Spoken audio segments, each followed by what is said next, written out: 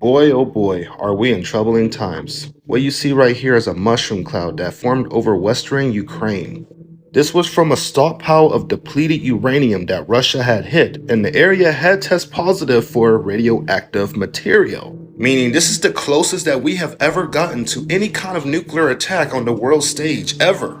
Well, since 1945, unless you want to consider the tests, and of course, if you believe the Tonga volcano was some kind of nuclear device or underwater device as well, or Beirut. Anyways, right after this, Russia claimed that there was a radioactive cloud moving towards Western Europe, and even saying that Poland had tested positive for radioactivity, which once again, this has gotten really dangerous, because this has prompted NATO to build up a Cold War strategy against Russia. As they are now forging a secret plan against Russia, we are ready to fight tonight.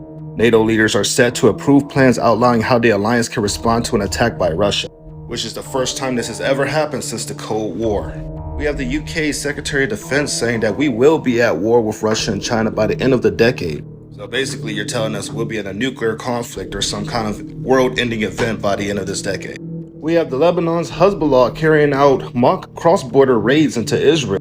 They're showcasing their military might with simulated attacks on Israel, which is either with live ammunition or attack drones. I'm willing to bet that something's about to break off there soon. The G7 leaders came out and called Russia and China a threat, and they hit back at the leader, calling it provocative and saying that they're trying to contain both Russia and China. Back to the whole nuclear situation. Don't y'all find it weird that the United States placed nuclear sensors in Ukraine right before all this nuclear shit started happening? Almost as they knew some kind of nuclear incident was going to happen in the area.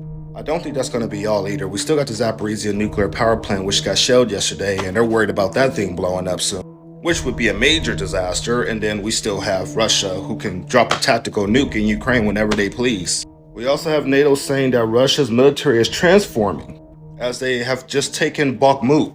This could be a very bad sign for the future, but what you guys think? More news next.